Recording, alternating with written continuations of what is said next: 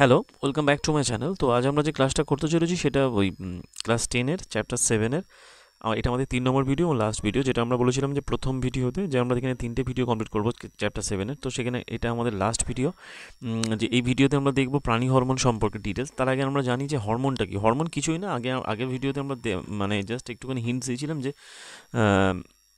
এক ধরনের জৈব রাসায়নিক পদার্থ যা অন্তঃকোষা গ্রন্থিকোষ থেকে ক্ষরিত হয় এবং ক্ষরিত হয়ে সেটা কি হয় দেহতলের মাধ্যমে, মানে দেহতল বলতে রক্তের মাধ্যমে অথবা ব্যাপন প্রক্রিয়ার মাধ্যমে।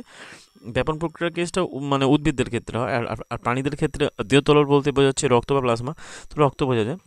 তো তার মাধ্যমে কোষের এক স্থান থেকে অন্য স্থানে পরিবাহিত হয়ে কোষের বিভিন্ন ক্রিয়া নিয়ন্ত্রণ করে এবং তার কাজ হওয়া, মানে তার যখন ক্রিয়া শেষ হয়ে যায় তারপর সেটা ধ্বংসপ্রাপ্ত হয়। একে বলা হয় হরমোন।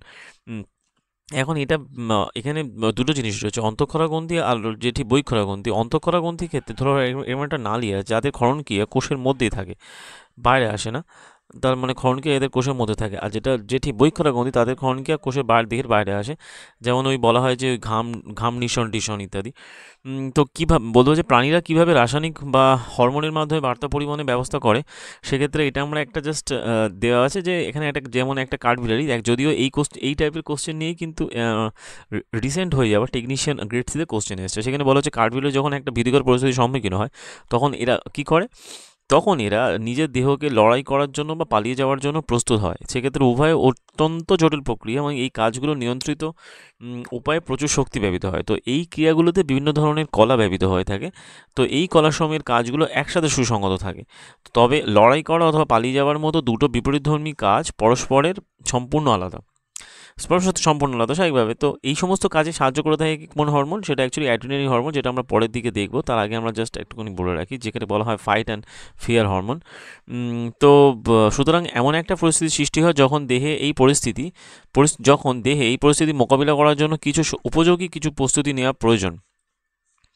এই ধরনের প্রস্তুতিগুলো অদূর ভবিষ্যতের উপর বর্ণিত কাজগুলোর মধ্যে যে কোনো একটা কাজকে সহজতর করতে সাহায্য করে। তো যেমন কাঠবিড়ালির দেহ নকশা এমন হয় যে এদের স্নায়ুকোষের মাধ্যমে বার্তা পরিবহন কেবলমাত্র তড়িৎস্পন্দনের দ্বারাই ঘটে।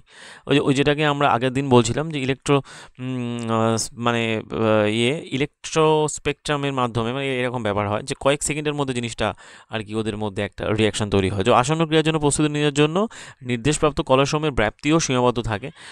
অন্যদিকে একটা রাসায়নিক সংকেতকে একইভাবে যদি প্রেরিত হয় তবে এটা দেহের সমস্ত কোষে পৌঁছায়। এর ফলে প্রয়োজনীয় ব্যাপক একটা পরিবর্তন ঘটে। তো মানুষসহ বহু প্রাণীতে অ্যাড্রিনাল গ্রন্থি থেকে অ্যাড্রিনাল ক্ষরিত হয়। এই যে বলছিলাম, অ্যাড্রিনাল গ্রন্থি থেকে অ্যাড্রিনাল হরমোন ক্ষরিত হয়, যার সাহায্যে এই পরিবর্তনগুলো ঘটে। এটা জাস্ট ব্যাপক পরিবর্তন ঘটে কয়েক সেকেন্ডের মধ্যে। তো এই গ্রন্থিগুলোর অবস্থান সেক্ষেত্রে আমরা ওই কয়েকটা ইমেজের মাধ্যমে দেখবো, যেটা এখানে দেওয়া। যাই হোক, তো অ্যাড্রিনালিন সরাসরি রক্তে ক্ষরিত হয়। তাহলে অ্যাড্রিনালিন এখানে ডাইরেক্ট একটা কোশ্চেন আসতে পারে যে অ্যাড্রিনালিন ডাইরেক্ট কিন্তু ক্ষরিত হয় কোথায়, রক্তে, এবং দেহের বিভিন্ন অংশে সেটা পরিবাহিত হয়। যে উদ্দিষ্ট অঙ্গসমূহ বা নির্দিষ্ট কলের উপরই হরমোনটা কাজ করে, এদের মধ্যে একটা উদ্দিষ্ট অঙ্গ হলো তাদের মধ্যে হৃৎপিণ্ড। সব থেকে ইম্পর্টেন্ট পয়েন্ট হলো হৃৎপিণ্ড। এর ফলে হৃৎস্পন্দন দ্রুততর হওয়ায় আমাদের পেশিগুলো অধিক পরিমাণে কাজ করে, অধিক পরিমাণে অক্সিজেন সরবরাহ করে, মানে পেশিগুলোতে অধিক পরিমাণে অক্সিজেন সরবরাহ হয়। এই সব অঙ্গস্থিত ক্ষুদ্র ধমনীগুলোর চারপাশে পেশি সংকোচন হয়, ফলে পৌষ্টিকতন্ত্র এবং ত্বকে রক্ত সরবরাহ হ্রাস পায়। ফলে পার্টিকুলার যে অংশের রক্ত সরবরাহ দরকার সেখানে রক্ত সরবরাহটা বাড়ে। এই কারণে রক্ত আমাদের ঐচ্ছিক পেশি সমূহে প্রবাহিত হয়। ওকে, তাই এটা জাস্ট একটা হরমোনের কাজের উপর ব্যাখ্যা করা হচ্ছে, যেখানে বলা হচ্ছে মধ্যচ্ছদা এবং পাঁজরের পেশিগুলো সংকোচনের ফলে শ্বাসক্রিয়ার হারটাও বৃদ্ধি পায়। তার মানে ডাইরেক্ট কাজ করছে কোথায়, হৃৎপিণ্ড কী হয়, ফাস্ট হয়, মানে দ্রুততর হয়, ফাস্টার হয়। তার জন্য কী হয়, পেশিগুলো অধিক পরিমাণে অক্সিজেনের সরবরাহ ঘটে। এই সব অঙ্গস্থিত ক্ষুদ্র ধমনীগুলোতে চারপাশের পেশি সংকোচনের ফলে পৌষ্টিকতন্ত্র এবং ত্বকে রক্ত সরবরাহ হ্রাস পায়। আমাদের ঐচ্ছিক পেশির সময় প্রবাহিত হয়, মধ্যচ্ছদা পাঁজরের পেশিগুলো সংকোচন হয়, তার জন্য শ্বাসক্রিয়ার হারটা বৃদ্ধি পায়।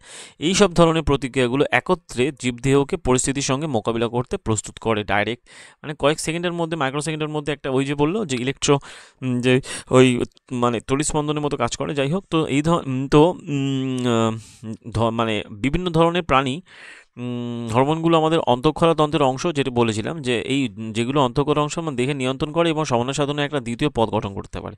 তার আগে যেমন আমরা সমন্বয় সাধনের জন্য আমাদের ওখানে ওই রক্তগুলো কাজ করেছিল, মানে এই সমন্বয় সাধনের জন্য নার্ভাস সিস্টেম কাজ করেছিল, এখানে সমন্বয় সাধনের আরেকটা মাধ্যম হিসাবে, দ্বিতীয় মাধ্যম হিসাবে কাজ করছে হরমোন। তো এখানে মনে রাখা যায় যে উদ্ভিদদের হরমোনগুলো কিন্তু দিক নির্দিষ্ট বৃদ্ধিকে নিয়ন্ত্রণ করে, ওই যেটা আগের ভিডিওতে আমরা কমপ্লিট করেছিলাম, যেখানে হরমোনগুলো আপাতদৃষ্টিতে দিক নির্দিষ্ট বৃদ্ধিতে এবং আমাদের ক্ষেত্রে মানে ওই যে প্রাণী হরমোনগুলো সেরকম কোনো ব্যাপার নেই। প্রাণী হরমোন একটা প্রাণীকে আলোকে এবং অভিকর্ষের উপর নির্ভর করে একটা নির্দিষ্ট দিকে বা বিপরীত দিকে অধিকতর বৃদ্ধি পেতে কখনো দেখা যায় না। তার মানে ব্যাপারটা এখানে একটা ইম্পর্টেন্ট পয়েন্ট এটাই যে উদ্ভিদের হরমোনের কাজটা একটা দিক নির্ণীত মানে বৃদ্ধিকে নিয়ন্ত্রণ করে, যেটা প্রাণীদের ক্ষেত্রে হয় না। আর এ ব্যাপারে একটুখানি বলা যায় স্পষ্টভাবে, এমনকি প্রাণীদেহে সযত্নে নিয়ন্ত্রিত স্থানে বৃদ্ধি সংঘটিত হয়, একটা পার্টিকুলার স্থানে বৃদ্ধি সংঘটিত হয়, এটা প্রাণীদের। উদাহরণ, উদ্ভিদ দেহের বহু অংশে পাতার বৃদ্ধি ঘটায়, আর কিন্তু আমরা মুখমণ্ডলের অঙ্গগুলোর বৃদ্ধি ঘটাতে পারি না। এমনকি শিশুরও বৃদ্ধিকালেও দেহের নির্দিষ্ট নকশাটা সযত্নে রক্ষিত হয়। মুখমণ্ডলে আঙুলের বৃদ্ধি ঘটাতে পারি না, কিন্তু এমনকি শিশু বৃদ্ধিকালে একটা সযত্নে একটা স্ট্রাকচার মানে রক্ষিত হয়। যেমন এখানে কয়টা জিনিস বলা হয়েছে যে হরমোন মানে বিভিন্ন গ্রন্থিগুলোর অবস্থান। প্রথমত এই যে ব্রেন যদি বলা হয়, এখানে ব্রেনের এই পোর্শনটা রয়েছে পিনিয়াল গ্ল্যান্ড, আর পিটুইটারি গ্ল্যান্ড রয়েছে এইটা, বলা হয় যে এই সামনে এই যে জাস্ট পোর্শনটা। আর পিটিটারি গ্ল্যান্ড আর পিনিয়াল গ্ল্যান্ডের মাঝখানে রয়েছে হাইপোথ্যালামাস, যে আমাদের ওই বডি টেম্পারেচারগুলো কন্ট্রোল করে। আর ঠিক গলার কাছে রয়েছে থাইরয়েড গ্ল্যান্ড, এই জায়গাটা রয়েছে থাইরয়েড গ্ল্যান্ড, এবং এর তলায় রয়েছে প্যারাথাইরয়েড গ্ল্যান্ড। থাইরয়েডের জাস্ট তলায় আছে প্যারাথাইরয়েড, আর তার একদম তলায় আছে যেখানে ক্লোন শাখাগুলো ফুসফুসে এন্ট্রি নিচ্ছে, সেই জায়গাটা রয়েছে থাইমাস গ্ল্যান্ড। হয়ে গেল। আর এদিকে চলে আসছে আমাদের অগ্নাশয় থেকে ইনসুলিন গঠিত হয়, আর এদিকে চলে আসছে অগ্নাশয়, আর এই কিডনির উপরে, বৃক্কের উপরে রয়েছে অ্যাড্রেনাল দুটো গ্রন্থি, যেখান থেকে অ্যাড্রিনালিন হরমোন গঠিত হয়। আর তার তলায় রয়েছে স্ক্রোটাম, এই বলা হয় যেটাকে বলা হয় শুক্রাশয়। হয়ে গেল। এবং স্ত্রীদের ক্ষেত্রে এরা একইভাবে রয়েছে। প্রথমত ওই হাইপোথ্যালামাস, পিটুইটারি গ্ল্যান্ড, আর এই হলো পিনিয়াল গ্ল্যান্ড।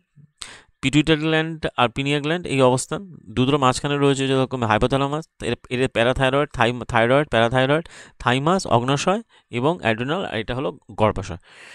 এখানে যে ঠিক দুটো জিনিস ব্যাখ্যা করা হয়েছে পুরুষ এবং স্ত্রীদের ক্ষেত্রে। যাই হোক, মোটামুটি হরমোন কীভাবে সমন্বয়িত বৃদ্ধিকে সাহায্য করে তা বোঝানোর জন্য আমরা উদাহরণ দেখব। সেক্ষেত্রে দেখা যায় যে একটা প্র্যাকটিক্যাল এক্সাম্পল দেওয়া যায় যে সবাই লবণের প্যাকেটে লেখা থাকে আয়োডিনযুক্ত লবণ বা আয়োডিন সমৃদ্ধ লবণ। তো খাদ্য আয়োডিনযুক্ত লবণের উপস্থিতিতে আমাদের শরীরে কেন গুরুত্বপূর্ণ? কারণ থাইরয়েড গ্রন্থিতে থাইরক্সিন হরমোন তৈরির জন্য আয়োডিনের প্রয়োজন হয়, এবং থাইরক্সিন দেহে কার্বোহাইড্রেট, প্রোটিন ও ফ্যাটের বিপাক্রিয়া ঘটায় বা বিপাক্রিয়া নিয়ন্ত্রণ করে, যা বৃদ্ধির জন্য সর্বোৎকৃষ্ট মানে সুষমতাকে প্রদান করে থাকে। তো থাইরক্সিন সংশ্লেষের জন্য আয়োডিনটা মাস্ট। সেই জন্য থাইরক্সিন হরমোনের যদি অভাব ঘটে তখন কিন্তু গলগণ্ড রোগ দেখতে পাওয়া যায়। এই যেমন যদি আয়োডিনের অভাব ঘটে থাইরক্সিন হরমোনে, মানে আয়োডিনের অভাব হলে শরীরে, তখন গলগণ্ড রোগ হয় গলা, এবং এটা জাস্ট গলাটা স্ফীত হয়ে যায়। এবং বাচ্চাদের ক্ষেত্রে যে রোগটা হয় সেটা হচ্ছে মিক্সিডিমা হয়ে থাকে। তো এই থাইরয়েড গ্রন্থির অবস্থানের সম্পর্কে জাস্ট বললাম, থাইরয়েড গ্রন্থি অবস্থান করছে কোথায়? জাস্ট আমাদের গলায় অবস্থান করছে থাইরয়েড গ্রন্থি, তার তলায় অবস্থান করছে প্যারাথাইরয়েড। তাহলে উপরে থাইরয়েড, ওই যেটি পুরুষদের ক্ষেত্রে এরকম জাস্ট একটা ওই অ্যাডামস অ্যাপেল মতো থাকে, গলার এই পোর্শনটাতে উঁচু হয়ে থাকে। তো বলা হয়েছে যে কোনো যে মানুষের সাথে, এখানে কিছু বলা আছে যে বহু হরমোন গ্রহণে হাইপোথ্যালামাস গুরুত্বপূর্ণ ভূমিকা পালন করে। যেমন গ্রোথ হরমোনের যদি কম হয় তখন hypothalamus growth hormone releasing factor ক্ষরণ ঘটায় এবং পিটুইটারি গ্রন্থি থেকে গ্রোথ হরমোন ক্ষরণে সাহায্য করে থাকে। তার মানে এখানে আমরা বেসিক আইডিয়া পেলাম। এইবারে দেখবো যে আমাদের কখনো কখনো দেখা যায় কিছু মানুষের তারা অত্যন্ত বেটে হয়, মানে যাকে বলে খর্ব, না অত্যধিক লম্বা, নাহলে অত্যধিক লম্বা বলা হয় দৈত্যাকার। এদের ক্ষেত্রে কী ঘটে থাকে? এদের ক্ষেত্রে কী হয়, হরমোন মানে বলা হয় যে এই যে রয়েছে পিটুইটারি, যাকে বলা হয় প্রভুগ্রন্থি, একে বলা হয় প্রভুগ্রন্থি বা মাস্টার গ্ল্যান্ড বলা হয়। মানে ম্যাক্সিমাম মানে মোস্ট অফ হরমোনের ক্ষরণক্রিয়া কিন্তু এ কন্ট্রোল করে থাকে, একে বলা হয় মাস্টার গ্ল্যান্ড বলে। তো কি করে, এই প্রভুগ্রন্থি অ্যাকচুয়ালি কী করে, গ্রোথ হরমোন ক্ষরণ করে। যদি এই হরমোনের অত্যধিক বেশি ক্ষরণ হয় তখন কিন্তু ওই শৈশবকালে যদি হরমোনটা দেহের বৃদ্ধি এবং বিকাশকে নিয়ন্ত্রণ করে এবং শৈশবকালে অভাব ঘটে তখন বামনত্ব দেখা যায়। আবার যদি অত্যধিক হয় ক্ষরণ ঘটে তখন কি হয়, তখন দেখা যায় কি যে ওই দৈত্যাকার অত্যধিক লম্ব, যাকে বলা হয় যে জাইগ্যান্টিজম দেখতে পাওয়া যায়। তো মোটামুটি আমরা যখন যে কোনো 10 থেকে 12 বছরের বয়সের সহপাঠীদের চেহারায় অনেক নাটকীয় পরিবর্তন দেখতে পাওয়া যায়, এগুলোকে মানে বয়সন্ধিকালে, যাকে বলা হয় তো পিউবার্টিকাল। তো এর সঙ্গে কি হয়, পরিবর্তনগুলো পুরুষ দেহে টেস্টোস্টেরন হরমোনের সাথে কানেক্টেড এবং স্ত্রীদের ক্ষেত্রে সেটা ইস্ট্রোজেন হরমোনের সাথে কানেক্টেড। এবং এর ডিটেলস আমাদের জানার দরকার নেই, কারণ এগুলো সম্পর্কে অত ডিটেলসে কোশ্চেন আসেও না। সুতরাং জাস্ট একদম উপর থেকে আন্ডারলাইন, মানে উপর থেকে জাস্ট যে জিনিসগুলো বলা হচ্ছে সেগুলো সম্পর্কে দেখবো এবং তার সাথে আমরা কোশ্চেনগুলো পরবর্তীকালে দেখব। আবার দেখতে পাওয়া যায় যে অনেক পরিবারে বা বন্ধুদের মধ্যে কোনো ব্যক্তিকে ডাক্তারবাবু কম চিনি খাওয়ার পরামর্শ দেন, কারণ তাদের ক্ষেত্রে কী হয়, তাদের ডায়াবেটিস রোগে ভুগছে। তো ওই ডায়াবেটিস রোগের কারণের জন্য কী হয়, ইনসুলিন ইনজেকশন দিতে হয়। এখন ইনসুলিন এক ধরনের হরমোন, যেটা কোথা থেকে খরিত হয়, অগ্নাশয়ের বিটা কোষ থেকে খরিত হয় ইনসুলিন। অগ্নাশয়ের বিটা কোষ থেকে খরিত হয় ইনসুলিন, যার কাজ হচ্ছে রক্তে যদি গ্লুকোজের পরিমাণ হয়, মানে বেড়ে যায়, তাহলে সে কমায়। এবং সেক্ষেত্রে ইনসুলিনের এগেনস্টে কাজ করে কে, বলা হয় গ্লুকাগন। এরা একে অপরকে ফিডব্যাক নিয়ন্ত্রণ করে, মানে এ যে কাজ করে এ তার উল্টো কাজ করে। তাহলে ইনসুলিন এমন একটা হরমোন যেটা অগ্নাশয়ে উৎপন্ন হয়, যা রক্তে শর্করার মাত্রাকে নিয়ন্ত্রণ করে। তো এই হরমোনটা যদি সঠিক মাত্রায় ক্ষরণ না ঘটে তাহলে কি হবে, ব্লাডে শর্করার পরিমাণ বেড়ে যাবে বা বলা হয় গ্লুকোজের পরিমাণ, ফলে অনেক ক্ষতিকর প্রভাব দেখতে পাওয়া যায়। সেক্ষেত্রে ব্লাড সুগার হবে, তখন ওই ডায়াবেটিস রোগ হয়ে থাকে। তো এই হরমোনগুলো যত মানে পরিমাণে খরিত হওয়া একটা যেমন গুরুত্বপূর্ণ কাজ, তেমন এদের আবার খরিত না হলেও একটা আবার মানে অবস্থার সৃষ্টি হয়, যেমন সেটাকে বলা খুবই খারাপ অবস্থা। তো বলা হরমোন ক্ষরণের সময়কাল এবং খরিত হরমোনের পরিমাণ যাকে বলা হয় ফিডব্যাক পদ্ধতি দ্বারা নিয়ন্ত্রিত হয়, ঠিক আছে। এবং উদাহরণস্বরূপ রক্তে শর্করার মাত্রা বৃদ্ধি পায়, অগ্নাশয় কোষ শনাক্ত করে এবং প্রতিক্রিয়ারূপ অগ্নাশয় কোষ অধিক পরিমাণে ইনসুলিন তৈরি হয়। রক্তে শর্করার মাত্রা হ্রাস পাওয়ার সাথে সাথে ইনসুলিনের ক্ষরণটাও হ্রাস পায়। তো বলতে পারি যে রক্তে তাহলে মোটামুটি একে অপরের মানে এমনভাবে কাজ করছে যাতে জাস্ট পার্টিকুলার কাজের জন্য সে খরিত হচ্ছে, আবার যখন তার কাজ হয়ে যাচ্ছে তখন সেটা মোটামুটি কমপ্লিট হয়ে যাচ্ছে। তো মোটামুটি এই হলো ব্যাপার। এখন এই হরমোনগুলো অন্তঃক্ষরা থেকে যে খরিত হয় এবং তাদের নির্দিষ্ট কাজ সম্পন্ন করে এবং অন্তঃক্ষরা গ্রন্থিতে কার্যাবলীর এখানে দেওয়া হয়েছে, যেমন কী কী হরমোনে কী কী কাজ বলা হচ্ছে। যে গ্রোথ হরমোন, এটা কোথা থেকে খরিত হয়, এটা খরিত হয় পিটুইটারি থেকে। এটা কাজ কি, সব অঙ্গের বৃদ্ধিকে ত্বরান্বিত করে। থাইরয়েড হরমোন কোথা থেকে খরিত হয়, থাইরয়েড গ্রন্থি থেকে খরিত হয় থাইরক্সিন হরমোন। এটাকে বলা হয় থাইরক্সিন হরমোন খরিত হয়। থাইরয়েড থেকে, দেহের বৃদ্ধির জন্য এবং বিপাকীয় নিয়ন্ত্রণ করে। ইনসুলিন হরমোন খরিত হয়। ইনসুলিন কোথা থেকে খরিত হয়, বলা হয় প্যানক্রিয়াস থেকে খরিত হয়, অগ্নাশয় থেকে খরিত হয়। এর কাজ কি, এ অ্যাকচুয়ালি রক্তে শর্করার মাত্রা নিয়ন্ত্রণ করে, যদি এখানে গ্লুকাগনের কথাটা বলা নেই। টেস্টোস্টেরন কী করে, টেস্টোস্টেরন শুক্রাশয় থেকে খরিত হয়, মানে এবং এটা কাজ কি, এটা মানে পুরুষ যৌনাঙ্গের বিকাশে সাহায্য করে। আর ইস্ট্রোজেন কোথা থেকে খরিত হয়, ডিম্বাশয় থেকে খরিত হয়। এটা বলা হয় যে ইস্ট্রোজেন খরিত হয় ডিম্বাশয় থেকে। এর কাজ কি, এ অ্যাকচুয়ালি কী করে থাকে, অ্যাকচুয়ালি স্ত্রী জননাঙ্গের বা যৌনাঙ্গের বিকাশ এবং যে ঠিক রজস চক্রের নিয়ন্ত্রণ, যাকে বলে মাসিক চক্র, যে নিয়ন্ত্রণ করতে সাহায্য করে মেনস্ট্রুয়াল সাইকেলে। অ্যাড্রিনালিন হরমোন কোথা থেকে খরিত, অ্যাড্রিনাল থেকে খরিত হয়। এটাকে বলা হয় ফাইট অ্যান্ড ফিয়ার হরমোন, কোনো ভয় উত্তেজনাতে সাড়া দিতে সাহায্য করে থাকে। আর রিলিজিং হরমোন পিটুইটারি থেকে খরিত হয় এবং রিলিজিং হরমোন পিটুইটারি গ্রন্থিকে ক্ষরণে উদ্দীপিত করতে সাহায্য করে। এবং এই রিলিজিং হরমোনে কোথা থেকে খরিত হয়, হাইপোথ্যালামাস থেকে খরিত হয় রিলিজিং হরমোন। ব্যাস, মোটামুটি আমাদের এই সম্পর্কে ডিটেলস জানা হয়ে গেল। কারণ এর বেশি ডিটেলস নিয়ে নেই, সুতরাং এ নিয়ে যখন আমরা কোশ্চেন ডিসকাশন করবো তখন আমরা যে এক্সাম্পলের যে কোশ্চেনগুলো দেখবো তখন থেকে আমরা এর সম্পর্কে ডিটেলসগুলো দেখবো। যাই হোক, মোটামুটি আমরা এই চ্যাপ্টারটা কমপ্লিট করলাম, যেখানে আমরা কী কী শিখলাম, যে স্নায়ুতন্ত্র হরমোন সমূহে তার স্নায়ুতন্ত্র কী করে, দেহে নিয়ন্ত্রণ করে, হরমোন সমন্বয় সাধন করে থাকে। স্নায়ুতন্ত্রের প্রতিবর্ত ক্রিয়া, ঐচ্ছিক ক্রিয়া, অনৈচ্ছিক ক্রিয়া ভাগ করা দেখলাম। স্নায়ুতন্ত্রে বার্তা প্রেরণে যে ঠিক তড়িৎস্পন্দনকে ব্যবহার করে। স্নায়ুতন্ত্র আমাদের জ্ঞানেন্দ্রিয় সমূহ থেকে তথ্য সংগ্রহ করে আমাদের পেশিগুলোর মাধ্যমে ক্রিয়া করে। উদ্ভিদ প্রাণী উভয় দেহে রাসায়নিক সমন্বয় সাধনে কাজ করে। হরমোন জীবদেহে কোনো একটা অংশ উৎপন্ন হয়, সেটা অভিষ্ট ফলাফলের জন্য আবার সেটা সেই ফিডব্যাক পদ্ধতি নিয়ন্ত্রণের মাধ্যমে কার্যাবলী নিয়ন্ত্রণ করে। যাই হোক, মোটামুটি আমরা চ্যাপ্টারটা কমপ্লিট করলাম এবং এর কয়েকটা কোশ্চেন আছে, যেমন এইখানে এখানের মধ্যে কোনটা উদ্ভিদ হরমোন বলছে, এখানের মধ্যে কোনটা হবে উদ্ভিদ হরমোন। ইনসুলিন হবে না, থাইরক্সিন হবে না, ইস্ট্রোজেন হবে না, সাইটোকাইনিন যেরকমে উদ্ভিদ হরমোনে কাজ করে। দুটো নিউরনের মধ্যে ফাংশন কি বলা হয়, ডেনড্রাইট সাইন্যাপস অ্যাকশন এবং সাইন্যাপস বলা হয় কি সাইন্যাপস। মস্তিষ্কের জন্য দায়ী কী কী, মস্তিষ্কের জন্য দায়ী কি চিন্তন, হৃস্পন্দন নিয়ন্ত্রণ, দেহের ভারসাম্য নিয়ন্ত্রণ, উপরে সব কটা।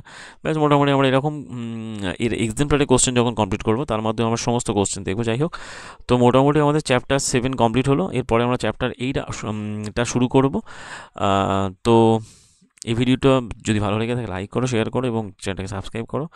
আর এর এক্সাম্পলারের কোশ্চেন আমরা টোটালি বাংলাতে মানে এক্সপ্লেন করব, যেগুলো তোমাদের আপকামিং এনটিপিসি গ্রুপটির জন্য খুবই ইম্পর্টেন্ট। এছাড়া আরপিএফের কনস্টেবলের এক্সাম তো আসতে চলেছে, মার্চের 2 তারিখ থেকে 20 তারিখের মধ্যে ডেট দেওয়া হয়েছে, সুতরাং সেগুলোর জন্য কিন্তু মানে খুবই দরকারি হবে ভিডিওগুলো। তো এই তো টোটালি প্লেলিস্ট আমরা বানাচ্ছি, যেখানে আমরা ক্লাস 9 এবং 10-এর সাবজেক্ট ওয়াইজ একটা করে প্লেলিস্ট বানিয়েছি ফিজিক্স, কেমিস্ট্রি, বায়োলজির উপর। তোমরা সেগুলো দেখতে থাকো এবং পরবর্তী ভিডিওর জন্য ওয়েট করো। দেখা হচ্ছে পরের ভিডিওতে। আপাতত এই পর্যন্ত। Thank you.